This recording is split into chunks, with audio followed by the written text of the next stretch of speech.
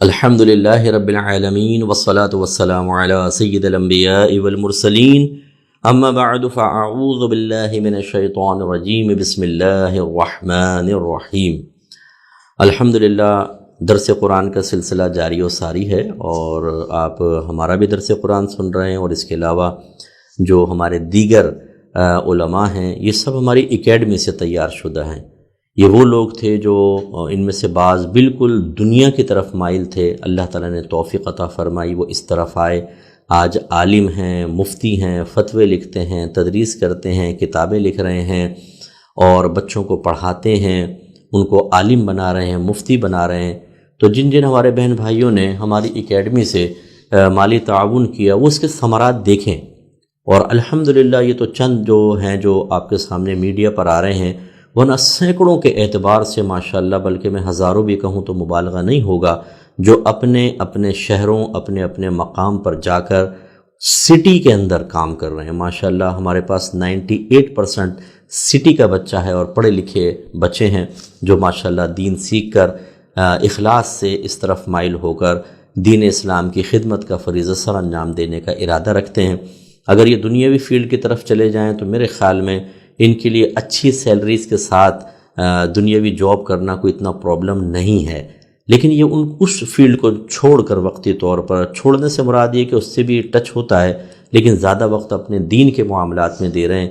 اس لیے ہمیں چاہیے کہ ان کی قدر کریں اور ان کی اس کوشش کو سراہیں اور مزید ان کو سپورٹ فراہم کریں، اور ہمارے ادارے کو آپ سپورٹ فراہم کریں تاکہ ہم اپنی پوری زندگی بہت زیادہ علماء تیار کر سکیں، عالمات تیار کر سکیں۔ میری خواہش یہ ہے کہ ہم چاہتے ہیں کہ ہمارے اچھے صحیح العقیدہ معتدل لیڈر تیار ہوں، مردوں میں بھی عورتوں میں بھی، کہ الحمدللہ اگر آپ کوئی ہدایت حاصل کرنا چاہے تو سینکڑوں بلکہ ہزاروں کے اعتبار سے ہدایت دینے والے موجود ہوں۔ ہر ایک لیڈر بن نہیں پاتا، ہر ایک کو لیڈ کی صلاحیت حاصل نہیں ہوتی ہے۔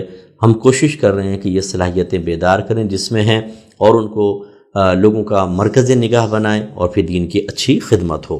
آج سورہ کہف کی 103 سے 106 نمبر تک آیت، 105 نمبر تک آیت میں آپ کی خدمت میں ذکر کروں گا۔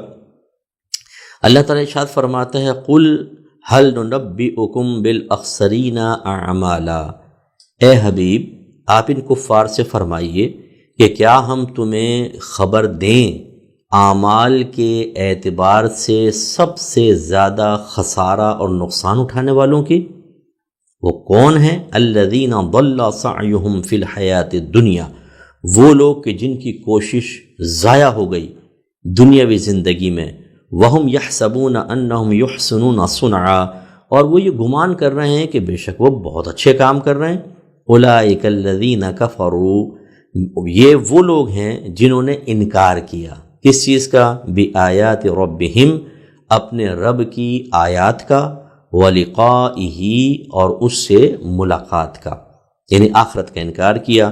تو نتیجہ کیا نکلا؟ فحبطت اعمالہم، تو برباد ہو گئے ان کے اعمال۔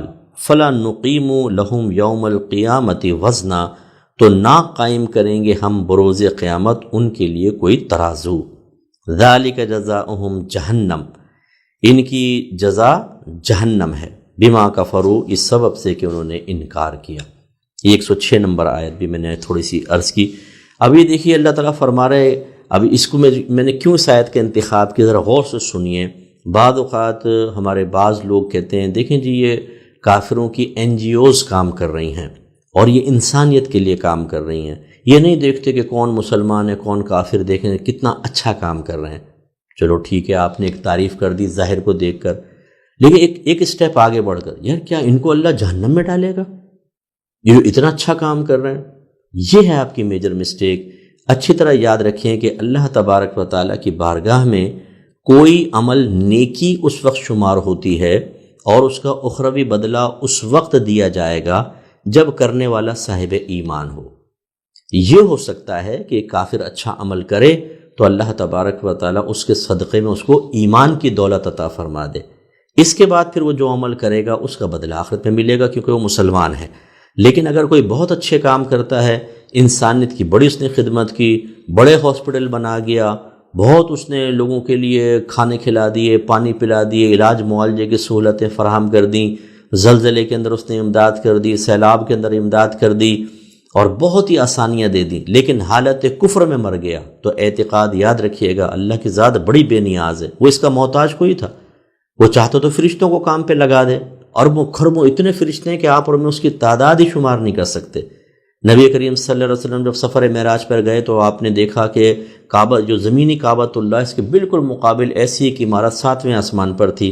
بتایا گیا کہ یہ بیت المعمور ہے اور اسی گرد فرشتے طواف کرتے ہیں، اور جو ایک دفعہ آ جاتے ہیں ان کو دوبارہ موقع نہیں ملتا، یعنی جب سے وہ بنا ہے اندازہ کریں کتنے طواف کر رہے ہوں گے، پھر دوبارہ موقع نہیں ملتا۔ لاکھوں اربوں خربوں فرشتے ہیں، ہماری کیا حاجت ہے، یہ اس کافر کی کیا حاجت ہے؟ اللہ تعالیٰ محتاج تھا، لیکن اللہ نے اس کو توفیق دی، لیکن وہ ایمان لے کر نہیں آیا، تو اب اللہ کا قانون یہ ہے کہ وہ برباد ہو جائے گا۔ یہ گوری چمڑیاں، یہ دنیاوی ترقیاں، یہ ایجادات، یہ دیگر چیزیں، بعض اوقات ہمارے جو ینگسٹرز ہوتے ہیں وہ ان چیزوں کو دیکھ کر ایک تو احساس محرومی کا شکار ہوتے ہیں۔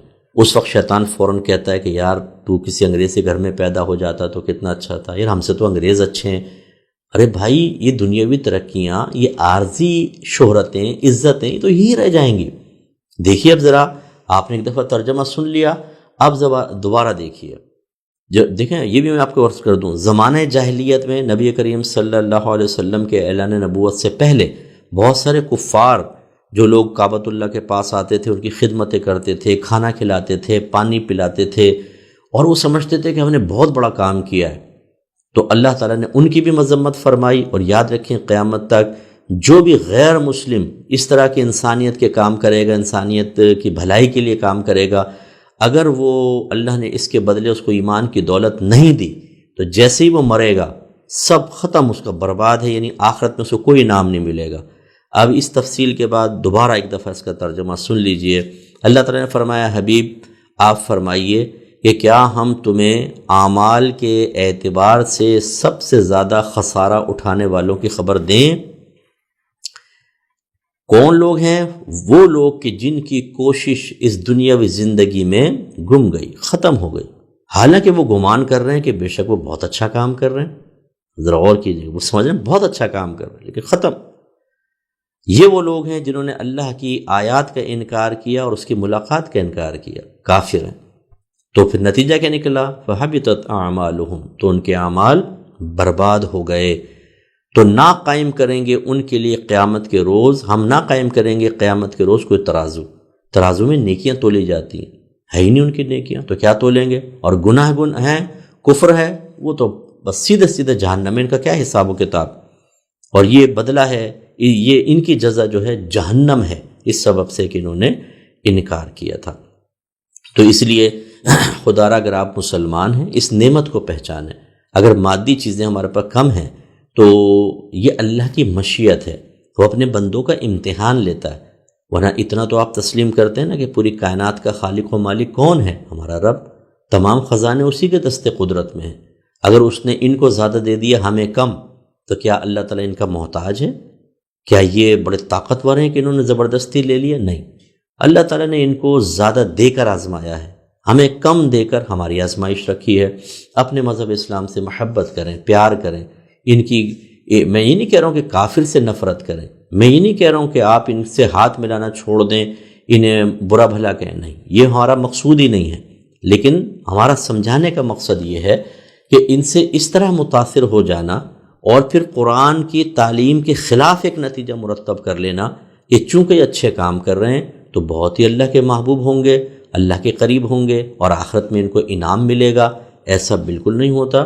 یاد رکھیں، نیکی اس وقت نیکی بنتی ہے جب آپ نیکی کی نیت کے اہل ہوں، اور کافر نیکی کی نیت کا اہل ہی نہیں ہوتا۔ اس کا ایک اچھا عمل تو آپ کو نظر آئے گا، یہ نیکی نہیں ہے، اس پر ثواب نہیں ملے گا جب تک یہ مسلمان نہ ہو، اور اسی حالت میں مر گیا تو ہمیشہ ہمیشہ کے لیے جہنم میں جائے گا، جیسے کہ میں نے آپ کی خدمت میں ذکر کیا۔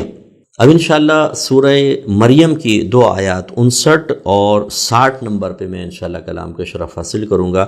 ان آیات کا شان نزول سمجھ لیجئے کہ حضرت اسحاق علیہ السلام کی نسل سے حضرت عیسیٰ علیہ السلام تک انبیاء علیہ السلام آتے رہے، حضرت اسماعیل علیہ السلام جن کو ذبیح اللہ بھی کہا جاتا ہے، ان کے ہاں کوئی نبی نہیں تھے، صرف ہمارے نبی کریم صلی اللہ علیہ وسلم ان کی نسل سے ہوئے ہیں۔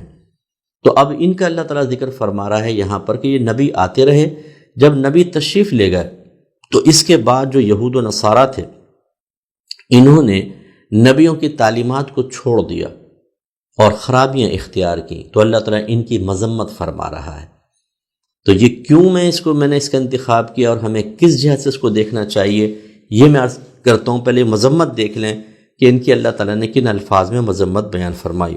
فَخَلَفَ مِن بَعْدِهِمْ خَلْفٌ، پھر خلیفہ ہوئے، پیچھے آئے ان نبیوں کے بعد کچھ لوگ جو پیچھے آنے والے تھے، انہوں نے کیا کیا؟ اضاعوا الصلاۃ، انہوں نے نماز کو ضائع کیا، واتبعوا الشہوات، اور انہوں نے نفسانی خواہشات کی پیروی کی، نفس کے پیچھے لگ گئے، نفس کی خواہشیں پوری کرنے لگے۔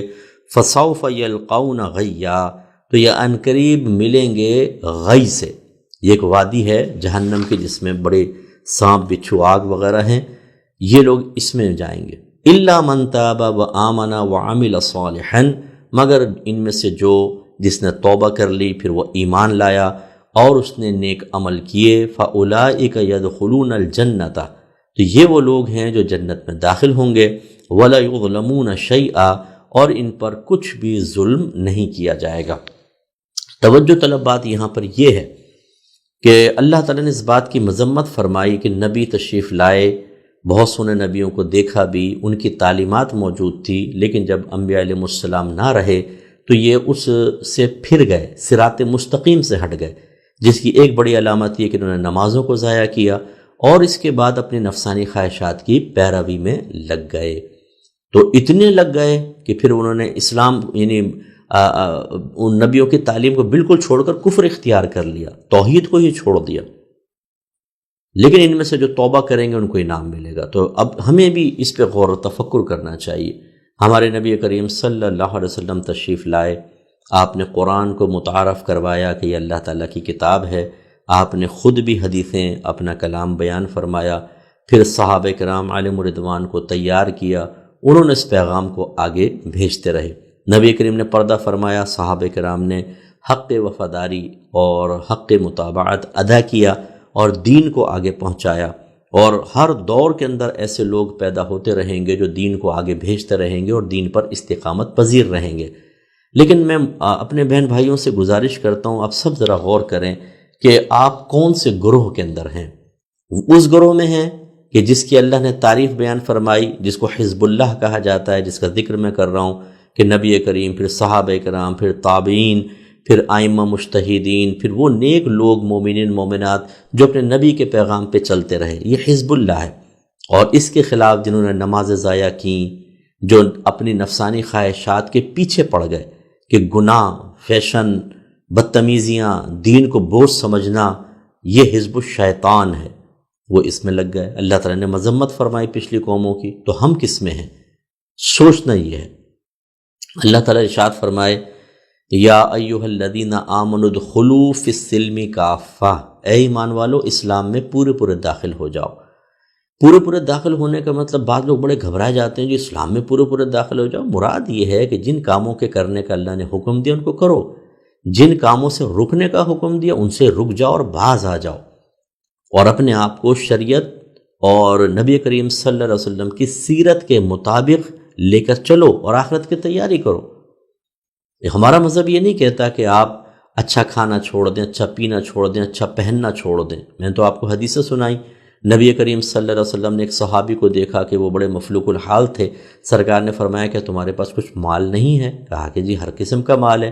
فرمایا تو پھر اللہ کی نعمت کا اثر تم پر ظاہر ہونا چاہیے۔ دوستیاں کرنے کو ہمارا مذہب منع نہیں کرتا، رشتہ داری نبھانے کو منع نہیں کرتا، تفریح حاصل کرنے کو منع نہیں کرتا، لیکن ایک کنڈیشن لگاتا ہے، پہلے جانو کہ شریعت اس کے بارے میں کیا کہتی ہے، کس حد تک کی اجازت دیتی ہے۔ دائرۂ شریعت میں رہ کر آپ یہ سب کام کر سکتے ہیں۔ ہماری بہنوں کو فیشن کرنے کی اجازت ہے، انہیں اچھا لباس پہننے کی، انہیں میک اپ کرنے کی اجازت ہے، انہیں اپنے بال کٹوانے کی اجازت ہے، لیکن کہاں تک، یہ جاننا ضروری ہے۔ یہ ہم جانتے نہیں ہیں، جو ہمارا مذہب بڑا سخت ہے جی، مذہب پہ کون چلے جی، اور اس کی تشریحات ہم عمومی طور پہ ان لوگوں سے لے رہے ہوتے ہیں جنہیں خود دین میں سے اتنا بڑا حصہ نہیں ملا ہے۔ معذرت کے ساتھ ناراض مت ہوئیے گا، بعض حضرات ایسے ہیں جو پیر بننے کی صلاحیت نہیں رکھتے ہیں۔ ان میں زیادہ تر وہ صاحبزادگان ہوتے ہیں جنہوں نے نہ دین سے ہی سیکھا ہوتا ہے نہ کچھ، لیکن والد صاحب گئے تو گدی مل گئی اور ہزاروں مرید مل گئے اور یہ رشد و ہدایت دینا شروع ہو گئے۔ اب انہیں خود نہیں پتہ ہوتا کہ کس ترتیب سے لے کے چلنا ہے، کس طرح اپنے مرید کی اصلاح کرنی ہے۔ بنی بنائی حکومت ہے، اور ہماری عقیدت کا عالم یہ ہوتا ہے کہ ان کے والد صاحب تو بڑے بامل آدمی تھے، عالم بھی تھے، سب کچھ تھا، لیکن ان کا بیٹا نکما بیٹھ گیا تو اب ہم یہ نہیں دیکھتے کہ وہ نکما ہے، ہم کہتے ہیں جی ہمارے آستانے کا ہے، بزرگوں کا فیض ملے گا۔ اس سے کہاں سے فیض ملے گا؟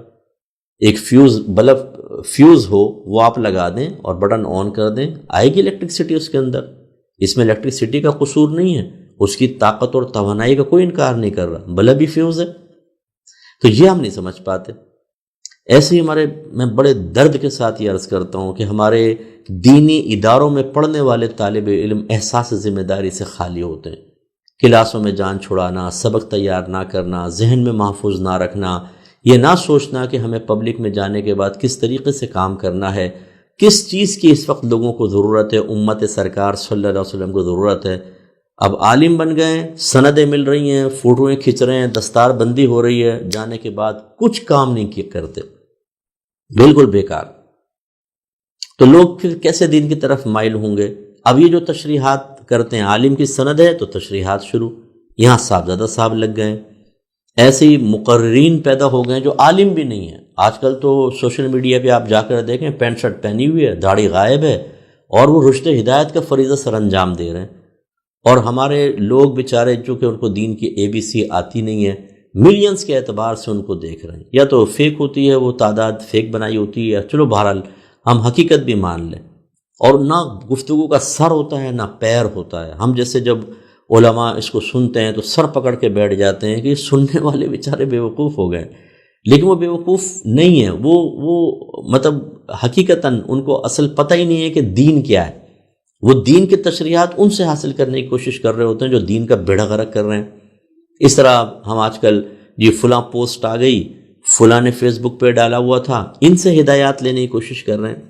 کیسے آپ کو ہدایت مل سکتی ہے؟ خدا را ایسا نہ کریں، بلکہ ہمیں دین کی صحیح تشریح حاصل کرنے کی ضرورت ہے۔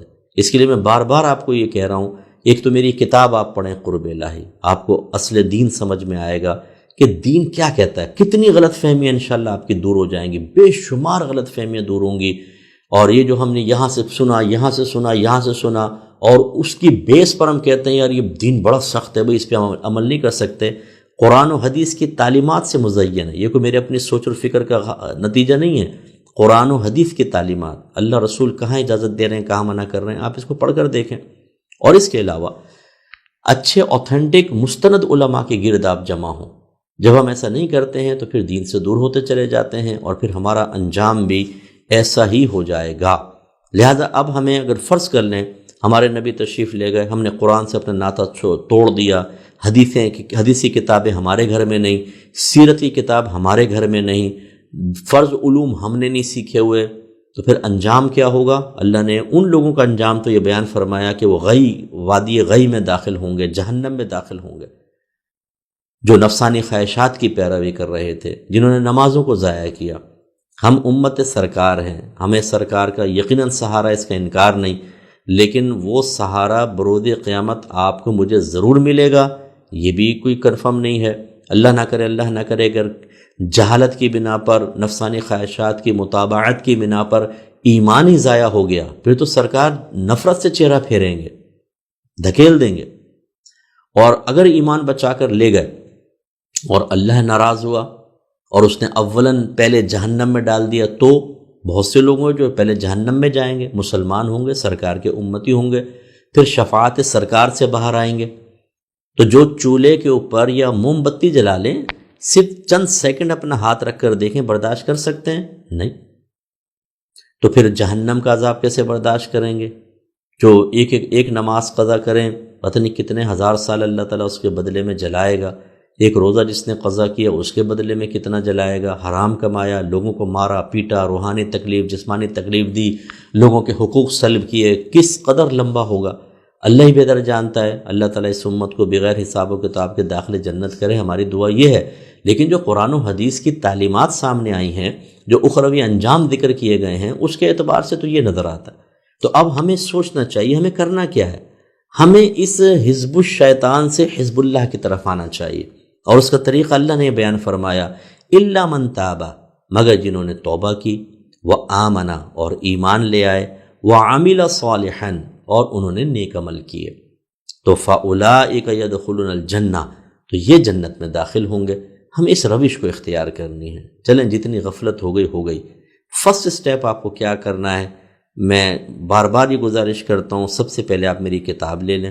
اس میں نے 13 کمال جمع کیے ہیں۔ پہلا کمال پڑھیں کہ ہمیں دنیا میں کیوں بھیجا گیا ہے، وہ مقصد آپ کو سمجھ میں آئے گا۔ پھر اس مقصد کی تکمیل کے طریقے بتائے گئے ہیں، کیا کیا رکاوٹ آئیں گی، توبہ کیسے کرنی چاہیے۔ آپ پڑھ کر دیکھیں، جنہوں نے آج تک پہلے توبہ کے بارے میں صحیح نہیں پڑھا، وہ صرف پڑھ کر تو دیکھیں۔ پھر اپنی جو زندگی میں آپ نے توبہ کی ہے، اس کا آپ تجزیہ مشاہدہ کیجئے گا، اس کا احتساب کیجئے گا کہ ہم نے کبھی کامل توبہ کی ہے۔ اور اس کے بعد پھر قلبی امراض، اپنی باطنی ترقی کو کیسے لے کے چلنا ہے، ظاہری ترقی۔ اس کے بعد جب آپ یہ 10 کمال حاصل کر لیں، اس پر عامل ہو جائیں، تو بڑی روحانی صفائی ہو جائے گی، بڑے مضبوط ہو جائیں گے۔ اس کے بعد پھر آگے شیخ کامل، کوئی پیر کامل تھامیں۔ اس کے بعد پھر اس کی علامات لکھی ہیں کہ شیخ کامل کے 5 درجے ہوتے ہیں، سب سے کامل کون ہے، اس سے کم، اس سے کم، اس سے کم، اور ان کی ظاہری علامت اور نشانی کیا ہے۔ یہ آپ اس لیے کتاب بہت امپورٹنٹ ہے کہ آپ اس کو پڑھیں گے۔ اب بعض لوگ، اس میں نے لکھا بھی ہے یہ کہ بعض لوگ کہتے ہیں کہ جی پہلے پیر کا کسی دامن تھام لے، وہ منزل تک پہنچا دے گا۔ بھئی پیر کامل ملے گا تو پہنچائے گا نا، کسی ڈبے اور جعلی پیر کا دامن تھام لے تو گئے آپ کام سے۔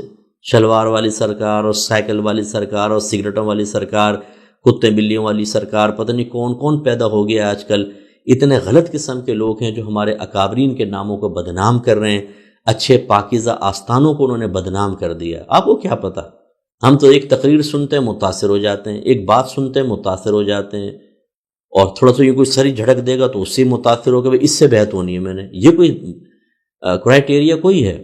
یہ کوئی معیار یا اسٹینڈرڈ کوئی ہے؟ یہ اس کو پڑھیں، آپ کو پتہ چلے گا۔ اس کے علاوہ قرآن کے قریب آئیے۔ میں بارہا آپ کو کہتا ہوں، یوٹیوب پر میری تفسیر قرآن، تدبر قرآن موجود ہے، ایک ایپیسوڈ ڈیلی دیکھ لیا کریں، بہت فائدہ ہوگا۔ ایسے ہی درس بخاری ہے میرا یوٹیوب کے اوپر، اس سے پہلے پروگرام سے دیکھنا شروع کریں، وہ تو آپ کی حدیث کا بھی فائدہ ہوگا۔ پھر احکام شریعت پروگرام ہے، اس کے ریکارڈڈ پروگرام ڈلے ہوئے ہیں یوٹیوب کے اوپر، وہ پیچھے سے دیکھنا شروع کریں۔ آپ ایسے پیچھے چلتے جائیے گا، ہفتے میں 2 پروگرام آتے ہیں۔ یہ تقریباً 19 سال کمپلیٹ ہو گئے ہیں، 20واں سال اسٹارٹ ہے، اس سے آپ کو فقہ حاصل ہوگا۔ اس کے علاوہ ہماری اکیڈمی سے آن لائن کورسز کیجیے آپ، بلکہ میں تو آپ کو دعوت دیتا ہوں، آپ عالم اور مفتی کیوں نہیں بنتے؟ ہماری بہنیں عالمہ اور مفتیہ کیوں نہیں بنتی؟ خصوصاً ہماری وہ بہنیں جن کے پاس ٹائم بھی ہے، جن کے پاس ذہنی توانائی بھی ہے، جن کو اللہ نے مالی لحاظ سے آسودہ بھی کیا ہوا ہے، کیوں نہیں آگے بڑھتے؟ اپنے بچوں کو عالم بنائیں، مفتی بنائیں۔ دیکھیے ایک عالم کتنے بڑے ایریے کو کور کرتا ہے، لیکن اس کے باوجود اگر میں غور کروں، ہماری کراچی کی آبادی تقریباً 3.5 کروڑ کے قریب تو پہنچ چکی ہو، چلے 3 کروڑ لگا لیں۔ 3 کروڑ میں کتنے عالم ہیں جو ان کو گائیڈ لائن فراہم کریں؟ بہت ہی کم۔ اس لیے میں گزارش کرتا ہوں کہ آپ بھی علم کے قریب آئیں، اپنے بچوں کو قریب کریں اور عالم مفتی بنیں۔ اور اگر آپ نہیں بن سکتے تو میں ہمیشہ دعوت دیتا ہوں دوسروں کو بنا دیں، آپ ان کے لیے ان کو مالی سپورٹ فراہم کریں۔ اور یہ اسی طرح ہماری جو کتاب ہے، میری طہارت کی کتاب آنے والی ہے انشاءاللہ، بس عنقریب آ جائے گی، بیسٹ بک ہے، آپ اس کو پڑھیے۔ آپ نے بہت وضو غسل سب پڑھا ہوا ہے پہلے، ایک دفعہ میری کتاب بھی پڑھ کر دیکھ لیجئے گا۔ میں کوئی نئے مسئلے تو لے کر نہیں آؤں گا، اتنی سی باتیں وہی مسائل ہوں گے، لیکن انداز بیان مختلف ہوتا ہے۔ اور بعض اوقات آپ وضو کرتے ہیں، آپ غسل کرتے ہیں، لیکن کچھ چیزوں کی طرف توجہ پہلے نہیں ہوتی، وہ ہم نے ایسی چیزیں اس میں ڈالی ہیں، آپ دیکھیں گے تو پھر آپ کو پتہ چلے گا جی بہت سی باریکیاں بھی ہوتی ہیں، ان کو بھی اختیار کرنا چاہیے تھا۔ اس طرح کپڑے پاک کرنا، دیگر چیزیں، حیض، نفاس، حیض کا چیپٹر پڑھیں ہماری بہنیں، بہت سی ایسی ہیں جو مجھ سے حیض کے مسئلے پوچھتی ہیں، پھر میں پوچھتا ہوں آپ کی عمر کتنی ہے؟ جی 40 سال، 45 سال۔ ارے میری بہن، یہ تو آپ کو 9 سال سے پہلے یہ مسئلے معلوم ہونے چاہیے تھے، آپ 40ویں سال میں آ کر اور بالکل حیض کا بیسک مسئلہ معلوم کر رہی ہیں۔ یہ مجھے افسوس ہوتا ہے اور دکھ ہوتا ہے کہ ہم نے دین کو اتنا غیر اہم اور اتنا معمولی سمجھا ہے کہ ضرورت ہوگی تو فون کر کے یا واٹس ایپ پہ معلوم کر لیں گے، ورنہ باقاعدہ دین کو اہمیت دینا، اپنی روزمرہ لائف کے اندر اس کے اوپر توجہ رکھنا، اس کو ایک داخل کر لینا، اپنے روٹین میں داخل کر لینا دین کو، یہ توجہ نہیں ہے۔ کریں توجہ، بہت ضروری ہے۔ انشاءاللہ پھر دنیا بھی بہتر ہوگی اور اللہ تعالیٰ آخرت بھی بہتر بنائے گا۔ اللہ تعالیٰ عمل کی توفیق عطا فرمائے۔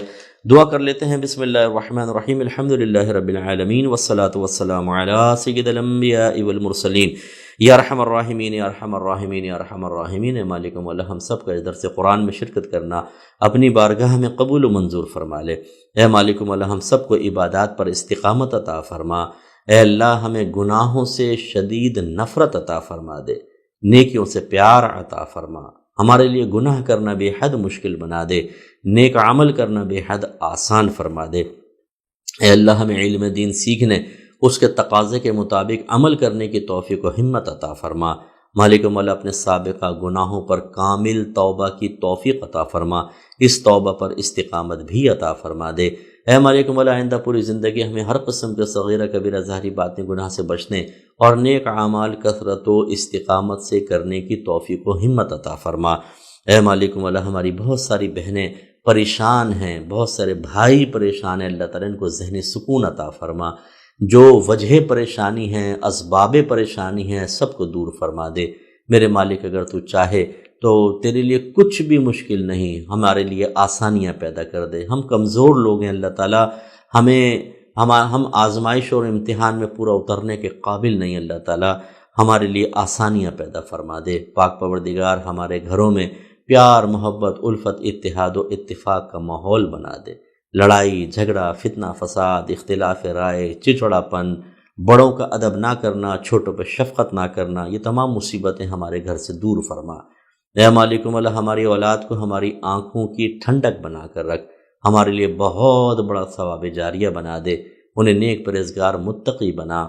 مالک مولا، تاحیات ہر قسم کی بری حرکات، بری عادات، بد اخلاقیوں، بد کرداریوں، بد مذہبوں اور بد مذہبیت سے محفوظ فرمانا۔ اے اللہ، ہمارے ایمانوں کو اور مضبوط کر دے۔ مالک مولا، ہمیں ہمارے عقائد پر ہمیں استقامت عطا فرما۔ مالک مولا، ہمیں اپنے عقیدوں کو اچھی طرح سمجھ کر دوسروں تک پہنچانے سمجھانے کی توفیق عطا فرما۔ خصوصی طور پہ دعا فرمائیں کہ جو بھائی بہن ہمارے ادارے الفرقان اسکالرز اکیڈمی سے مالی تعاون کرتے ہیں، میں خصوصی طور پہ ان کے لیے دعا کرتا ہوں، اللہ جیسے انہوں نے تیرے دین کے کام میں آسانیاں پیدا کی تو دنیا اور آخرت میں ان کے لیے آسانیاں پیدا فرما، انہیں برکات سے مالا مال فرما دے، ان پر اپنی خصوصی رحمتیں برکتیں نازل فرما۔ اے اللہ تعالیٰ، ان کو تا حیات کسی کا محتاج نہ رکھنا، نہ مالی لحاظ سے نہ جسمانی لحاظ سے، انہیں صحت والی قابل رشک زندگی عطا فرما، تا حیات زوال عزت سے محفوظ رکھنا، بدنامی اور اسکینڈل سے محفوظ فرما۔ اے اللہ تعالیٰ، اگر ان کے کوئی دشمن ہوں انہیں دوست بن جانے کی توفیق عطا فرما، دوست نہ بنے تو اللہ تعالیٰ انہیں ہدایت عطا فرما اور ان کے شر سے ان کو محفوظ فرما۔ اے مالک مولا، جس طرح ہم سب یہاں جمع ہوئے، دعا میں شریک ہوئے، اللہ تعالیٰ جنت الفردوس میں اپنے حبیب کریم صلی اللہ علیہ وسلم کی خصوصی مجالس میں جمع ہونے کی توفیق عطا فرمانا۔ اے مالک مولا، ہماری تمام دعائیں ہر مسلمان بھائی، ہر مسلمان بہن کے حق میں بھی قبول و منظور فرما لے۔ سبحان ربک رب العزت عما یصفون وسلام علی المرسلین والحمد للہ رب العالمین۔